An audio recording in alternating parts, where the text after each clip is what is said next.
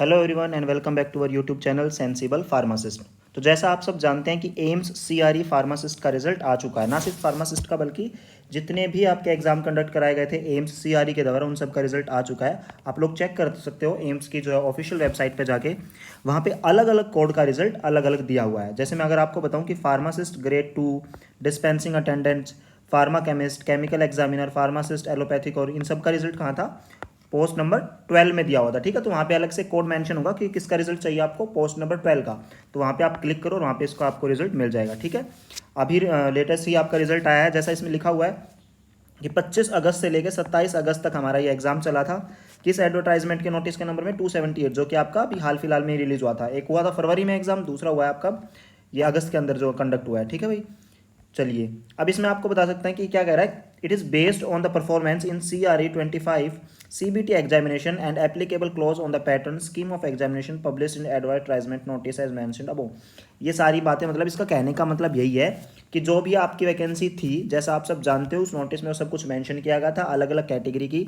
उसके बेसिस पे ये क्या प्रोवाइड की गई है, रोल नंबर वाइज लिस्ट है। ठीक है, रोल नंबर वाइज है आपके, जो किसके लिए है, प्रोविजनली क्वालिफाइड कैंडिडेट्स के लिए, जिनको लोगों ने अभी क्वालिफाई किया सिर्फ। ठीक है, वो ये इस चीज़ के लिए कंफर्मेशन नहीं है कि आप लोगों का सिलेक्शन हो गया है या कुछ। तो अभी क्या है, सिर्फ क्वालिफाई कैंडिडेट की लिस्ट है। Call for exercise of choices and its order of preference for online seat allocation of institute subject to eligibility. ये कह रहा है कि अब क्या होगा, अब इन लोगों को बुलाया जाता है किसके लिए, चॉइसेस फिलिंग के लिए। मतलब कि आप अपना चॉइसेस बताएंगे कि आपको क्या चाहिए, किस बेसिस पे प्रेफरेंस आपकी क्या है। ठीक है, ऑनलाइन सीट एलोकेशन होगा उस इंस्टीट्यूट का, सब्जेक्ट टू एलिजिबिलिटी। अगर आप एलिजिबल हो तो ही ऐसा होगा। ठीक है, ऐसा नहीं है आपने भर दिया एम्स पटना और एम्स पटना के लिए आप एलिजिबल हो ही नहीं, है ना। तो एलिजिबिलिटी पे देखा जाएगा। अब एलिजिबिलिटी का कैसे पता चले, जब आप लोगों ने फॉर्म अप्लाई किया था तब साफ साफ आपने कुछ अपनी एलिजिबिलिटी सेलेक्ट की थी, अलग अलग एलिजिबिलिटी थी। कोई डिप्लोमा था, किसी ने सिर्फ बी फार्मा की हुई थी, किसके पास दोनों थे, है ना।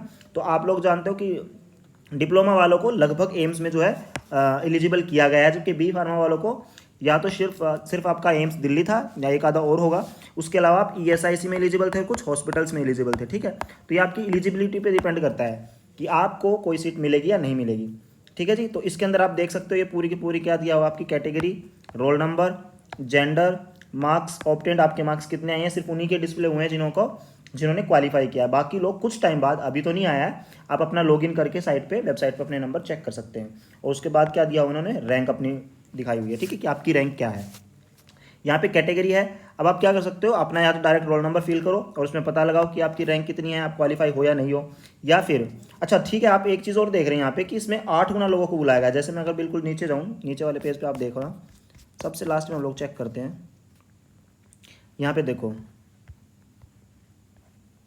अरे देखो यहाँ पे कुछ इंपॉर्टेंट पॉइंट्स हैं, इन पे ध्यान दो। पहला पॉइंट क्या है, दिस रिजल्ट इज प्रोविजनल। ये प्रोविजनल रिजल्ट है, ये आपका फाइनल नहीं है, क्योंकि फाइनल लिस्ट अभी प्रिपेयर होनी बाकी है। इसमें क्या किया गया है, 8 टाइम्स 8 गुना लोगों को बुलाया गया है। फॉर एग्जाम्पल अगर सीट 10 थी तो कितने लोगों को बुलाया गया है, 80 लोगों को बुलाया गया है, यानी कि 80 लोगों को क्वालिफाई किया गया है।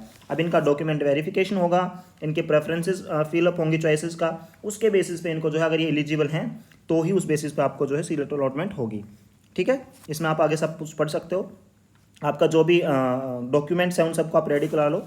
All candidate must have relevant certificates ready in hand as per DRA valid on closing date of application and can be submit as when required including category certificate. ठीक है, आपका जो भी है वो वैलिडिटी के अनुसार होना चाहिए, जो भी उन्होंने डेट वगैरह मेंशन की थी उस हिसाब से होना चाहिए, उसके बाद का बना होना चाहिए, उससे पहले का नहीं होना चाहिए। वो सब आपने नोटिफिकेशन में देखा होगा, नहीं देखा तो अब भी आप बात जाके देख सकते हैं। उसके हिसाब से अपने डॉक्यूमेंट्स रेडी कर लीजिए। कितना टाइम आपके पास टाइम है 27 नवंबर से 6 अक्टूबर तक का टाइम। इसी बीच आपने जो अपनी चॉइसेस फिल करनी है, आप कौन सा इंस्टीट्यूट चाहते हो, और उसके बाद आप अगर आप फील नहीं करते हो, चाहे आपकी रैंक अच्छी क्यों ना है, आपको सिलेक्ट नहीं किया जाएगा। ठीक है जी, अब बात आती है कि आप कैसे, मतलब इससे आप क्या अंदाज़ा लगा सकते हो, कैसे एनालाइज कर सकते हो कि आपका सिलेक्शन होगा ही होगा कि नहीं होगा। तो इसमें आप देखो, फॉर एग्जाम्पल अगर आप OBC कैटेगरी में आते हो, हम इसको ले लेते हैं, अगर आप OBC कैटेगरी में हो और आपके नंबर 211 और आपकी रैंक कितनी है 449, 449, या मान लो 450 रैंक है किसी की। अब आपको क्या देखना है, आपको ये देखना है कि आपकी कैटेगरी में कितनी सीट्स हैं। ठीक है, अगर आप OBC से हो, SC से हो, EW से, जिस भी कैटेगरी से आप आते हो, तो उसमें टोटल सीट्स कितनी है। ठीक है, टोटल सीट्स कितने हैं, फिर आप देखो कि आपसे ऊपर कितने हैं, कितने लोग हैं से जिनकी रैंक आपसे कम है या फिर जिनके नंबर आपसे ज़्यादा है। अगर टोटल सीट से ज़्यादा जो है आपके क्वालिफाइड स्टूडेंट हैं ऐसे जिनके नंबर आपसे ज़्यादा हैं, तो आपके चांस ऐसे कम हो जाते हैं धीरे धीरे। लेकिन ज़रूरी नहीं है, क्योंकि कुछ लोग ऐसे होते हैं जो सिर्फ ऑलरेडी जिनके पास गवर्नमेंट जॉब है, वो सिर्फ अपना लोकेशन चेंज करने के लिए अपने ही होम टाउन में जॉब के लिए क्या करते हैं, सिलेक्ट करते हैं, दोबारा एग्जाम देते हैं। तो कुछ लोग वो भी होंगे इनमें। इसके अलावा कुछ लोग वो भी होंगे जिनका डॉक्यूमेंटेशन कंप्लीट नहीं होगा या जो एलिजिबल नहीं होंगे। तो मतलब ये भी नहीं है कि नहीं हो सकता है। तो जैसे टोटल सीट आपकी अगर 320 या 350 हैं, तो अगर आपकी रैंक 500 तक भी है तो देयर आर चांसेस, या फिर यूँ कहो 700 तक भी है तो चांसेस हैं। अब वो डिपेंड करता है कि कितने लोगों का क्वालिफाई हुआ है, वो एलिजिबल हैं या नहीं है, वो प्रेफरेंस क्या सेट करते हैं और क्या उनका एलिजिबिलिटी थी, यानी कि वो क्वालिफाई है भी या नहीं, सिर्फ उनका एग्जाम क्वालिफाई होगा, एलिजिबल है या नहीं, मेरा कहने का मतलब ये है। ठीक है जी, तो ये लिस्ट थी सिर्फ क्वालिफाइड स्टूडेंट्स की। आप सभी को बहुत बहुत बधाइयाँ, कॉन्ग्रेचुलेशंस। और जिन्होंने अपना इंडिविजुअल स्कोर जानना है वो आने वाले कुछ टाइम पे शायद 1-2 दिन के बाद या शायद कल ही शायद अपलोड कर दिया जाए। आप अपनी एम्स की जो वेबसाइट है उस पर लॉगिन करके चेक कर सकते हैं।